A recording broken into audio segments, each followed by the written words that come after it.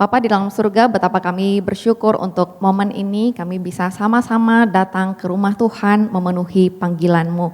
Kami bisa beribadah bersama dengan keluarga kami juga bisa melihat bagaimana Engkau begitu baik, begitu setia memperlengkapi anak-anak-Mu generasi baru sama-sama dengan kami boleh melayani Tuhan, memuji, membesarkan nama Tuhan.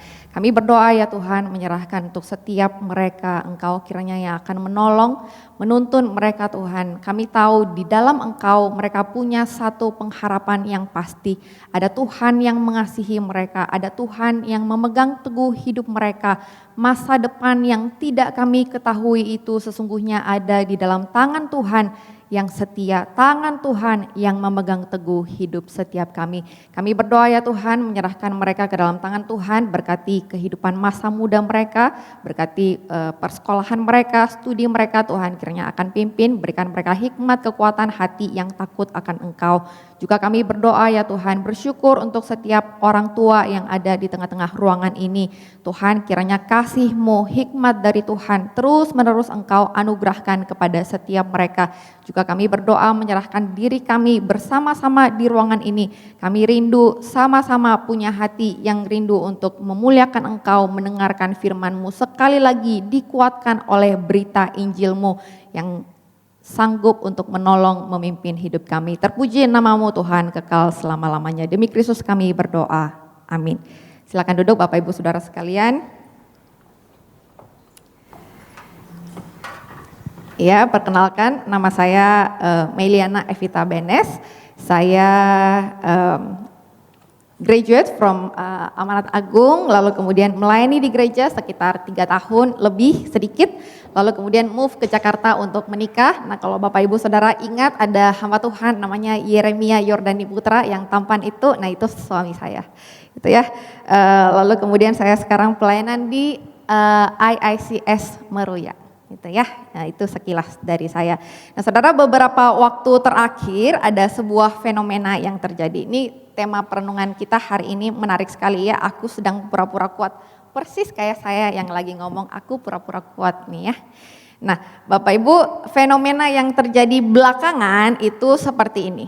Ini saya quote dari sosmed gitu ya. Jadi belakangan banyak orang yang buat video merekam diri mereka sendiri lalu kemudian berkata seperti ini, wah jangan remehin toilet kantor. Gitu ya.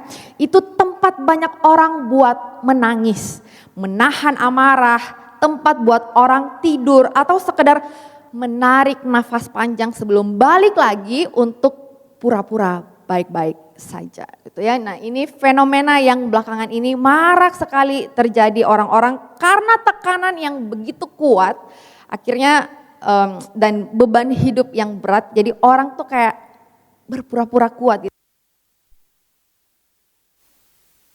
Seperti ini. Cek, ya. Aman cek. Oh. Cek. Oke. Mau bagaimana kalau hidup seperti ini? Saya tetap harus ada di sini, saya tetap harus bertahan di tengah-tengah lingkungan seperti ini. Nah Bapak Ibu, kondisi ini akhirnya menyebabkan orang-orang kemanapun mereka pergi, mereka selalu menggunakan topeng. Saudara, topengnya itu adalah saya baik-baik saja, meskipun sebenarnya hati ini menangis dan terluka.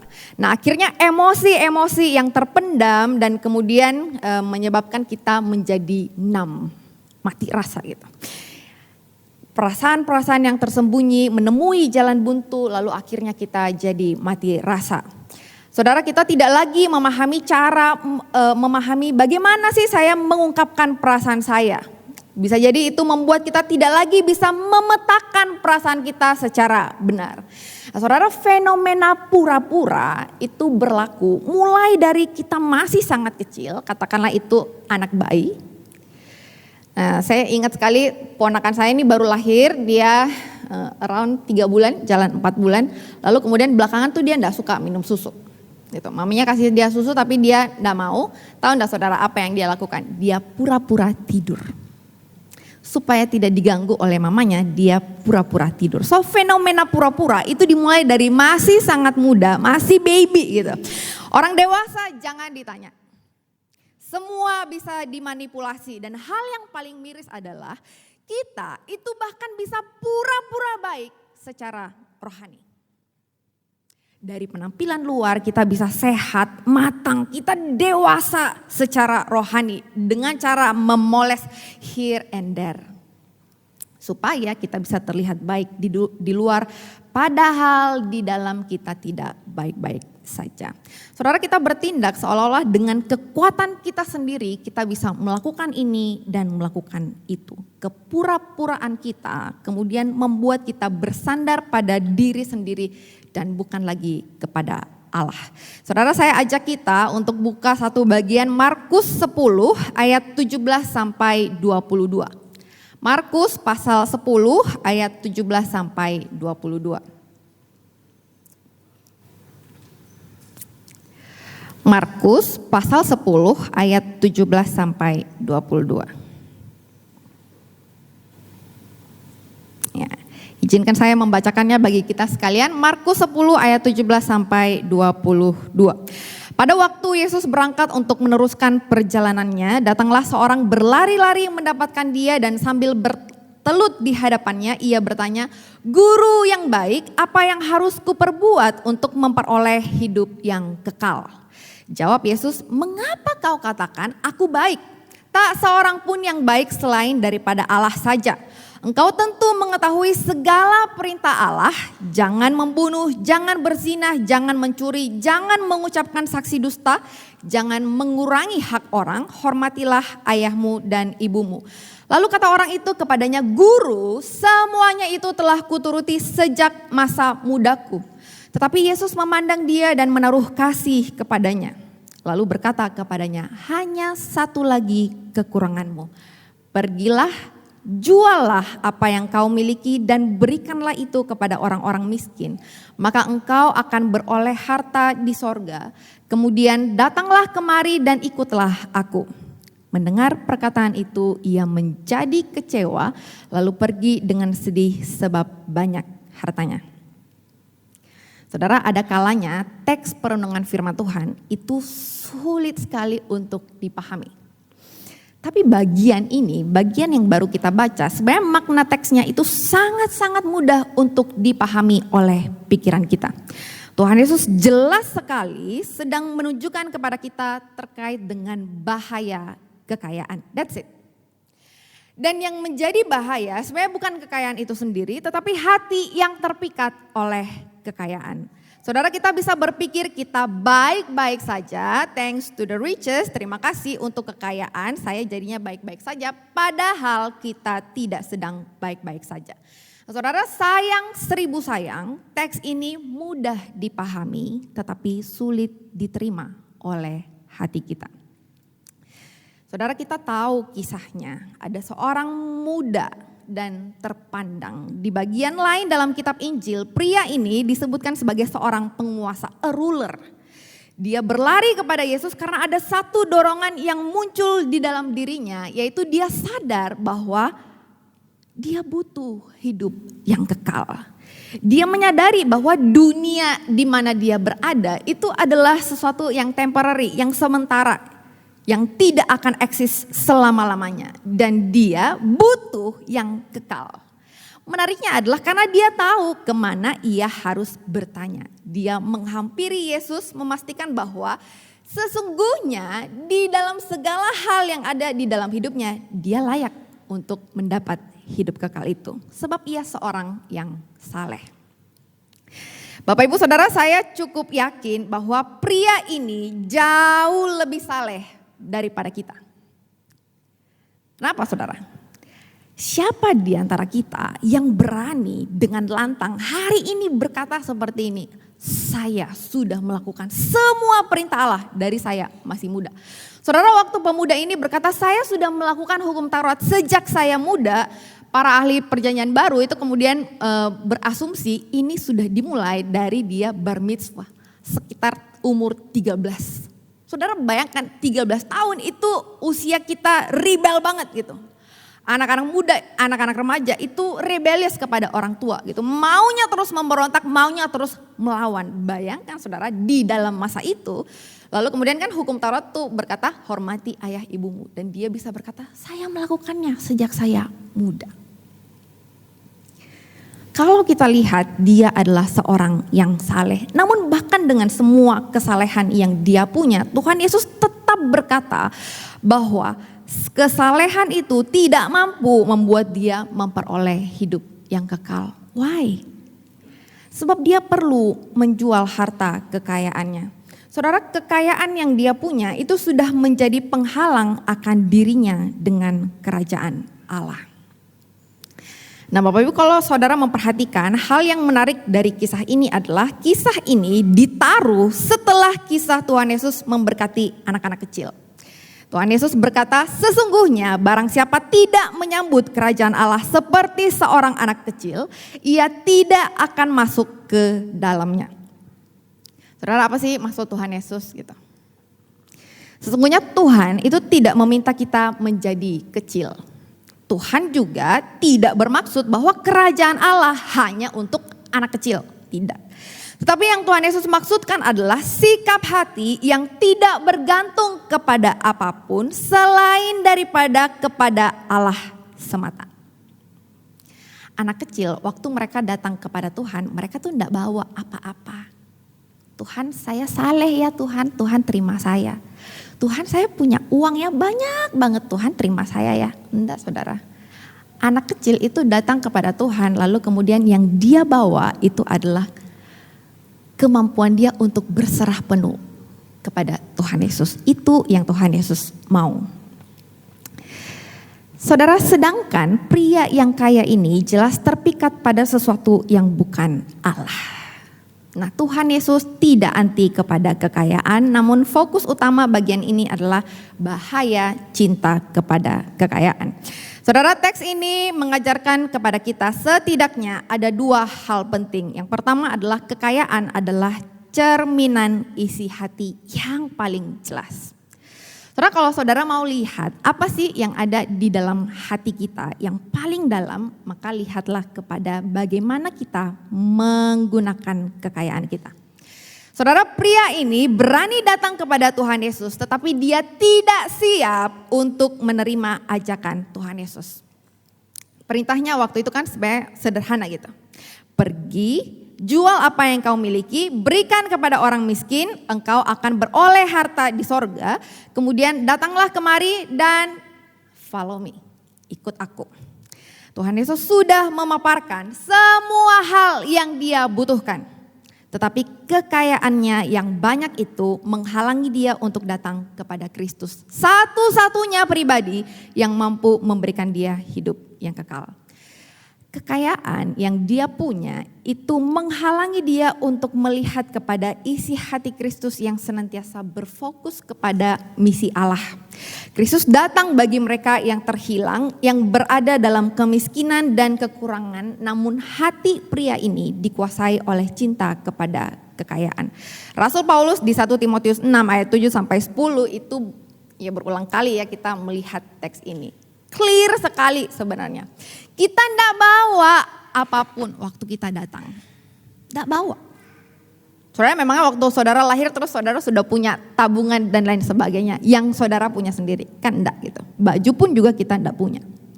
Bahkan waktu kita keluar dari dunia ini pun toh juga kita tidak bawa apa-apa. Gitu.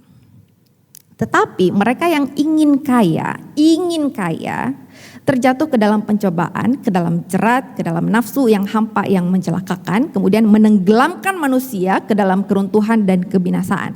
Kenapa? Karena akarnya adalah cinta uang. Saudara, di teks yang kita baca tadi, sebenarnya saya sangat tergelitik dengan ayat 17 dan 18. Saudara, pemuda ini berkata seperti ini kepada Tuhan Yesus, guru yang baik. Lalu kemudian Tuhan Yesus berkata, mengapa kamu menyebut aku guru yang baik? Yang baik itu hanya Allah yang baik. Saudara, sebenarnya kombinasi ini menolong kita untuk menyadari bahwa Yesus adalah Allah. Kalau yang baik itu adalah Allah dan pemuda ini menyebut Yesus sebagai yang baik, maka sebenarnya dia sedang menyatakan Yesus adalah Allah. Karena dia Allah, maka sepatutnya pria ini menyadari bahwa tidak ada yang lebih penting dari Allah, apapun itu bentuknya. Namun momen ketika dia pergi dengan hati yang sedih sesungguhnya menjadi refleksi isi hatinya yang paling dalam. Bahkan ketika ia berani declare, berani menyatakan, saya sudah melakukan perintah Allah dari saya muda. Tetap saja Allah tidak menjadi yang utama di dalam hidupnya. Yang jadi pusat hidupnya adalah kekayaan. Maka saudara, ketaatan kita kalau tanpa relasi yang intim dengan Allah, maka itu ketaatan yang palsu. Tidak peduli seberapa indah ketaatan itu. Saudara, ada sebuah kisah seorang pemuda yang sangat diberkati Tuhan secara materi, lalu kemudian dia bersaksi di hadapan jemaat seperti ini. Bapak Ibu Saudara, waktu saya baru pertama kali bekerja, saya ingat sekali saya menerima gaji. Lalu kemudian waktu saya ada di gereja, tiba-tiba ada sebuah suara yang berbisik kepada saya. Berikan semua gajimu kepada Allah. Awalnya ketika saya mendengarkan bisikan itu, saya ragu bagaimana mungkin saya menjalani sisa hidup saya ini, sisa beberapa hari ini tanpa gaji pertama saya. Akan tetapi suara itu terus menggema sampai akhirnya saya memberikan seluruh gaji saya kepada Allah. Oke. Lalu kemudian dia melanjutkan, dia berkata begini. Setelah kejadian itu, Allah memberkati saya berlimpah-limpah sampai sekarang. Wah, saudara, ketika mendengar itu semua jemaat memuji Allah karena melihat bagaimana Tuhan bekerja di dalam hidup pemuda itu. Lalu pemuda itu turun kembali ke tempat duduknya, lalu kemudian tidak disangka seorang wanita tua dari belakang dia membisikkan sesuatu kepada dia. Wanita itu berkata begini, I dare you to do it again. Saya menantang engkau untuk melakukannya sekali lagi. Saudara, kalau itu gaji pertama gitu ya, masih baru kita pegang, masih bisa lah kita kasih. Gitu. Masih agak rela, Tuhan ini yang pertama ya. Tapi kalau ditantang sekali lagi, sudah jumlahnya lebih banyak. Kita sudah tahu nih kira-kira mau diberikan kemana gitu. That will be harder dan hampir mustahil untuk dilakukan. Tapi saudara, sekali lagi sebenarnya kisah ini mau menolong kita untuk melihat kekayaan itu adalah cerminan isi hati kita. Siapa sih sebenarnya yang menjadi tuan atas diri kita? Lalu yang kedua saudara, teks ini mengajarkan kita terkait dengan rahasia hidup yang kekal. Saudara, ketika Tuhan Yesus memberitahu pria ini mengenai apa yang sepatutnya ia lakukan, Markus mencatat bahwa Tuhan Yesus memandang dia dengan penuh kasih, menjawab dia dengan penuh kasih. Sesungguhnya Tuhan Yesus ingin agar pria ini memperoleh hidup yang kekal yang sangat amat ia impikan itu. Sesungguhnya Tuhan Yesus juga sudah dengan sangat jelas memberitahu jalannya. Follow me, ikutlah aku. Saudara, menjual apa yang pria ini miliki adalah jalan untuk melepas segala sesuatu demi memperoleh Kristus. Keselamatan itu datang bukan dari upaya manusia dan usaha untuk mencapai titik keselamatan tersebut. Keselamatan yang kita peroleh itu adalah ketika kita menolak bersandar pada diri kita sendiri dan kemudian kita berkata, Tuhan, aku mau sepenuhnya bersandar kepada Engkau. That's it. Keselamatan itu sesimpel itu. Nah, oleh sebab itu sama seperti seorang anak kecil di kisah sebelumnya, sesungguhnya pria ini toh juga menerima undangan yang sama dari Allah. Tidak perlu bawa apapun, tidak perlu bawa tentengan, Tuhan saya saleh, Tuhan saya kaya, Tuhan saya punya banyak talenta, Tuhan saya sudah melakukan ini dan melakukan itu. Tidak perlu saudara. Tapi pria ini datang kepada Tuhan Yesus sambil membawa kecintaannya kepada hartanya. Nah, inilah yang kemudian menjadi penghalang baginya. Saudara, kita menerima uluran tangan Allah yang diberikan kepada kita yang tidak layak. Nah, ini kutipan yang penting. Salvation, though it costs us nothing, costs everything. Our very lives to follow Jesus truly means to follow Him fully. Saudara, keselamatan yang kita terima dari Allah itu tidak pernah kita peroleh dengan usaha kita sendiri. Sama sekali, saudara. Entah kita sudah melakukan ini, sudah melakukan itu, tetap keselamatan tidak kita peroleh dari usaha kita. Tetapi di sisi lain, ketika kita berkata, Tuhan, saya menerima keselamatan itu, maka kita akan sungguh-sungguh ikut Tuhan. Dan ketika kita ikut Dia, itu artinya membuang diri kita sepenuhnya. Oleh sebab itu, saudara, 2 poin penting ini akan menolong kita untuk menyadari bahwa hidup yang kekal itu adalah pemberian Allah yang paling tinggi untuk manusia, yang didapatkan bukan dengan upaya dan kesalehan, melainkan dengan datang apa adanya kepada Kristus yang adalah segalanya. Saudara, datang kepada Kristus apa adanya karena Dia adalah segalanya. Saudara, di dunia ini siapa sih yang tidak butuh uang? Siapa yang tidak adore, kayak senang gitu loh dengan kekayaan? Siapa yang tidak gitu? Semua kita senang. Kita bisa melakukan banyak hal dengan kekayaan, tapi kita perlu mengingat bahwa money is a great servant but a bad master. Uang, kekayaan yang kita punya, seberapa banyak pun itu, mereka hanya baik kalau mereka adalah hamba. Tapi begitu mereka menjadi tuan atas hidup kita, disitulah kekacauannya muncul. Ketika uang yang adalah hamba berubah jadi tuan, disitulah kita menjadikannya ilah dalam hidup kita. Itu menjadi idol, menjadi berhala. Saudara, siapa yang nonton Squid Game? Oh, some of you nonton. Nih ya, saudara, ini series yang terkenal banget di Netflix. Nah, saudara, kisah ini sebenarnya sangat erat kaitannya dengan cinta akan uang, karena hampir seluruh kisah itu memang dibangun di atas tema ini. Nah, buat saudara yang tidak nonton atau belum nonton, ini ya ceritanya itu begini. Jadi di Korea itu ada fenomena orang pokoknya ngutang gitu, untuk menutupi kebutuhan sehari-hari mereka karena gaji mereka tidak cukup, tetapi kemudian tuntutan hidup itu tinggi, akhirnya mereka utang. Kalau sudah utang biasanya itu akan sulit untuk dibayar. Nah, lalu kemudian mereka bertemu dengan orang yang mengajak mereka ikut sebuah permainan dengan janji uang dengan jumlah yang fantastis gitu, pokoknya MM-an. Intinya adalah di dalam permainan itu akhirnya setiap kali mereka selesai babak tertentu, maka mereka tuh akan saling membunuh untuk menyelesaikan babak tersebut. Semakin banyak yang terbunuh, semakin banyak uang yang dikumpulkan, semakin banyak uang yang dikumpulkan, semakin banyak uang yang bisa dibawa pulang. Saudara, series ini gambaran dramatis bagaimana cinta akan uang itu betul-betul membawa orang kepada kehancuran baik secara fisik maupun moral. Squid Game mengajarkan kita cinta akan uang itu bukan hanya berbahaya bagi individu, tetapi juga merusak hubungan, mengikis nilai kemanusiaan, dan pada akhirnya menghancurkan hidup seorang. Bahkan saudara, ini adalah contoh dari berhala diri yang menghalangi kita untuk menerima hidup kekal yang Allah sediakan bagi kita. Itulah sebabnya saudara, Timothy Keller, salah satu hamba Tuhan favorit saya, itu dia selalu bilang begini, berhala itu segala sesuatu yang lebih penting bagimu daripada Allah.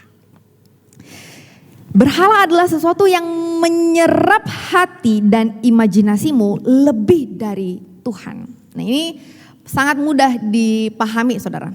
Kalau di dalam hidup kita, katakanlah sehari kita punya waktu 24 jam kurang 8 jam untuk tidur, ya kita punya around 16 jam.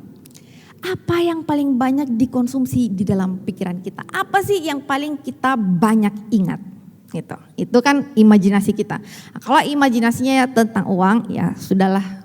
Itu sudah pasti saudara. Sudah pasti itu. Gitu.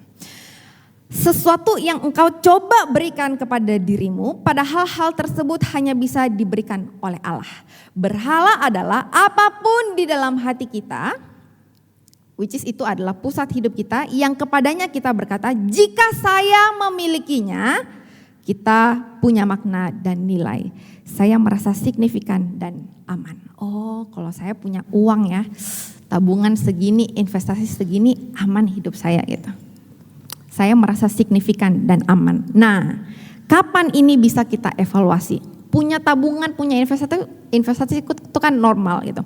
Kapan ini bisa jadi bahan evaluasi? Waktu kita tidak punya.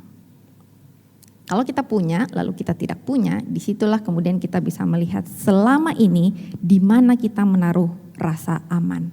Saudara, di dalam hidup kita di masa ini, hal apa yang tidak butuh uang? Gitu. Segala sesuatu itu dinilai berdasarkan kepemilikan kita. Hal yang mengerikan adalah karena kita tuh bahkan mengukur kerohanian kita dengan sejauh mana kepemilikan yang kita punya. Saya diberkati Tuhan, diperkenan Tuhan jika punya berkat jasmani berlimpah. Bahkan kita berpikir kalau kekayaan kita itu kadangkala terlalu berharga untuk dipakai bagi kerajaan Allah. Karena kita sangat-sangat dikuasai oleh kekayaan. Saudara, hal yang paling miris itu ketika kita berpikir bahwa kekayaan kita lebih penting daripada mengikut Tuhan. Persis kayak pria di cerita ini. Saudara, berbicara mengenai kekayaan bukan berarti kaya gitu, status tertentu, status ekonomi tertentu dalam masyarakat. Saudara, saya tidak sedang menyempitkan bahwa ini hanya untuk jutawan, untuk miliarder, untuk triliuner, enggak saudara. Melainkan kepada kita sekalian, engkau dan saya gitu. Ini mengenai sejauh mana uang yang kita punya yang berasal dari Tuhan itu kemudian memberi efek kepada diri kita. Saudara, kita mungkin tuh tidak mendapatkan penggambaran yang terlalu jelas mengenai seberapa menyedihkan kondisi pria muda di cerita ini. Tapi saudara, kita bisa melihatnya dengan lebih jelas di dalam hidup Yudas Iskariot. Saudara, ada sebuah buku, ini buku kesukaan saya, judulnya Saints and Scoundrels in the Story of Jesus karya Nancy Guthrie. Jadi kalau Bapak Ibu suka baca, ini buku salah satu paling bagus. Orang kudus dan para bajingan di dalam kisah Yesus. Saudara, kita tahu bersama seorang yang mengkhianati Yesus, Yudas namanya. Kita tahu bersama bahwa dia bersama-sama dengan murid-murid lain itu punya privilege, punya hak istimewa untuk hidup bersama-sama dengan Yesus, melihat keindahan Kristus, jalan bersama-sama Kristus, menikmati kebesaran dan kuasanya, bahkan melihat kemuliaan Yesus di depan matanya sendiri gitu. Tetapi matanya tuh bagai dibutakan oleh materi dunia. Sampai akhirnya uang 30 keping perak itu membuat dia menjual gurunya yang adalah Allah, yang adalah Tuhan yang datang untuk menyelamatkan orang berdosa sepertinya. Nah, di dalam salah satu perjalanan Tuhan Yesus, Tuhan Yesus tuh suka berkeliling lalu kemudian mengajar banyak orang. Salah satu pengajaran Tuhan Yesus yang juga cukup terkenal itu adalah waktu Tuhan Yesus membahas satu perumpamaan dari seorang yang menemukan harta di ladang. Nah, ini seru saudara, karena kalau Bapak Ibu baca di dalam teks ini sebenarnya ada 3 penggambaran tentang seperti apa kerajaan sorga. Jadi hal kerajaan sorga itu seumpama harta yang terpendam di ladang yang ditemukan orang lalu dipendam lagi. Oleh sebab sukacitanya pergilah ia menjual seluruh miliknya lalu membeli ladang itu. Jadi Bapak Ibu anggaplah kita lagi jalan-jalan di BSD. Terus Bapak Ibu jalan, tiba-tiba Bapak Ibu lihat ada sekotak tanah, sebidang tanah, lalu Bapak Ibu lihat ada harta berharga di sana. Bapak Ibu pulang, beritahu istri, lalu kemudian, "Mah, ada harta di situ. Yuk kita jual semua harta kita untuk membeli sebidang tanah itu." Kurang lebih begitu ceritanya. Saudara, Nancy Guthrie itu bertanya seperti ini. Ini pertanyaan yang menarik sekali. Did Judas understand what Jesus meant? Did he understand that Jesus himself is the treasure, the pearl worth of loading everything you have of worldly value so you can have him? Pertanyaannya adalah, apakah Yudas yang saat itu mendengarkan Tuhan Yesus mengajar memahami makna perkataan Tuhan Yesus itu. Apakah Yudas memahami bahwa Yesus sedang berkata tentang dirinya? Yesuslah sang harta itu yang lebih berharga daripada mutiara manapun, sehingga kalau kita ketemu dia, kita rela mengorbankan apa saja yang sudah kita miliki supaya kita mendapatkan dia. Saudara, itu pertanyaan yang sangat-sangat hit gitu. Sangat menohok. Nah, hal yang disayangkan adalah karena Yudas tidak mengerti. Yudas tidak mengerti apa yang Tuhan Yesus sampaikan itu. Dia berpura-pura hidupnya oke. Dia pikir harta dunia itu cukup baginya. Saudara, kalau ingat kisah Yudas itu kan mencuri kan. Mencuri dari pundi-pundi Tuhan Yesus. Yudas pikir kalau saya nyuri-nyuri dari pundi-pundi itu, as long as I have money, okay, enough for me gitu. Pengkhianatan Yudas kepada Yesus itu hanya bisa terjadi karena hatinya mengeras. Dia menolak untuk disentuh dan dijamah oleh karunia Allah di dalam pribadi Yesus. Dia menolak terang dan membiarkan dirinya itu buta di dalam kegelapan dosa. Dia menolak keindahan firman Allah dan kemudian membiarkan dirinya itu tuli di dalam dosa. Maka jangan heran kalau akhirnya dia menolak untuk diubah oleh kuasa Allah yang sempurna. Hanya karena hatinya dipenuhi oleh kecintaan pada harta dunia. Saudara, kita ini orang Kristen. Beberapa dari kita tuh bisa saja sudah sangat lama jadi orang Kristen, ikut Tuhan mati-matian. Kita bisa bilang kita banyak dengar firman Tuhan, banyak terlibat pelayanan, sangat banyak berdoa, sangat giat PI, pekabaran Injil, kemana-mana gitu, ketemu orang kita sharing. Sangat taat melakukan firman Tuhan. Namun saudara, bukan durasi dan kuantitasnya yang penting. Pertanyaan yang ditujukan kepada Yudas sesungguhnya ditujukan juga kepada kita. Di dalam segala hal yang kita sudah lakukan sebagai pengikut Kristus, apakah kita sadar bahwa Yesuslah yang paling berharga? Apakah kita mengamini bahwa Yesus itu segala-galanya Tuhan? As long as I have you, yang penting saya punya Tuhan, cukuplah Tuhan. Apakah kita menghidupi bahwa dialah harta berharga yang membuat kita mampu meninggalkan apa saja supaya kita bisa lari kepada dia? Atau jangan-jangan saudara, seringkali kita pura-pura oke. Ya, yang penting orang lihat saya giat lah gitu, saleh. Padahal semua itu adalah upaya kita untuk bersandar pada diri sendiri dan bukan pada Allah. Saudara, bagi kita yang mungkin masih terjerat dalam berbagai berhala, katakanlah itu uang, penghormatan atau pengakuan manusia dan lain sebagainya. Sesungguhnya Kristus memberikan kita berita baik. Ini berita baik bagi saya dan juga Bapak Ibu Saudara.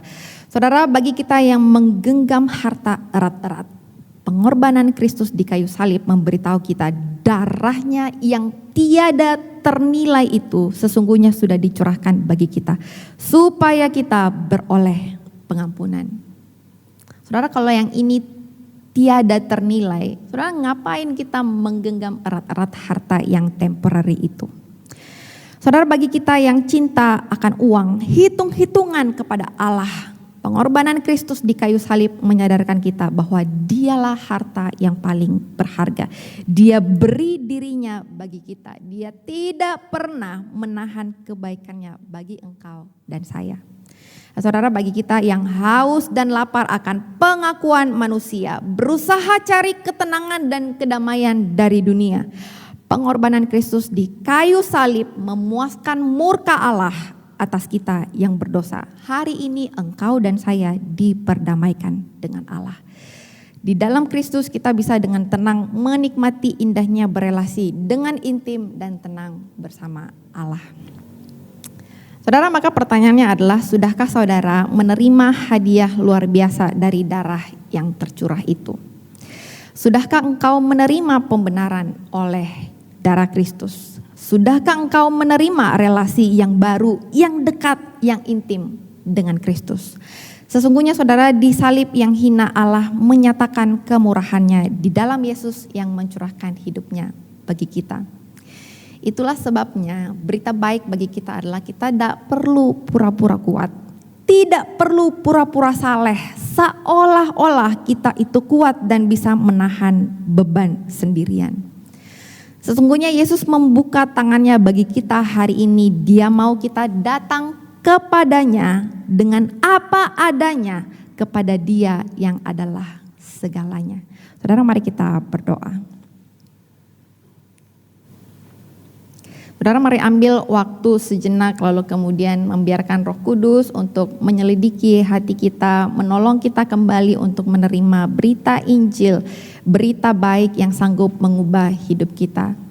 Sesungguhnya saudara, tidak ada satu hal pun yang mampu membuat kita terpisah dari kasih Allah. Hari ini Dia mau kita untuk datang kembali kepadanya. Bapa di dalam surga ini setiap kami, betapa kami bersyukur ya Tuhan, kami punya Allah seperti Engkau. Lebih daripada apa yang bisa kami pikir, lebih dari apa yang bisa kami bayangkan, lebih daripada apa yang bisa kami minta. Sesungguhnya Engkau sudah menyediakannya bagi kami. Tuhan, kami mau datang kepada Tuhan. Kalau hari ini Engkau melihat hati kami begitu dikuasai oleh cinta akan kekayaan, Tuhan, kami mau sekali lagi dikuatkan oleh Tuhan, diterangi oleh Tuhan, supaya kami tahu lebih daripada kekayaan yang kami punya. Tuhan, Engkaulah harta yang paling berharga, darah-Mu yang tercurah, itulah harta yang tiada ternilai itu. Tuhan, tolong kami rindu Tuhan, supaya sebagai orang Kristen, orang percaya di tengah-tengah dunia ini, orang lain bisa melihat Engkau, orang lain bisa merasakan kasih-Mu, orang lain bisa merasakan betapa Tuhan baik di dalam hidup kami, orang yang berdosa ini. Tuhan, tolong kami. Kiranya firman-Mu ini tertanam dengan baik di dalam hati kami, sungguh-sungguh berbuah, dan kami bisa menghasilkan buah bukan dengan kekuatan kami tetapi dengan kekuatan Roh Kudus. Tuhan, tolong kami ya Tuhan, kami sungguh-sungguh rindu dengan tenang, dengan damai kami datang kepada Tuhan, berlari ke pelukan Tuhan apa adanya, dan kami bisa sama-sama berkata, Tuhan, Engkau segala-galanya. Terpujilah nama-Mu Tuhan, hanya di dalam nama Tuhan Yesus kami berdoa. Amin.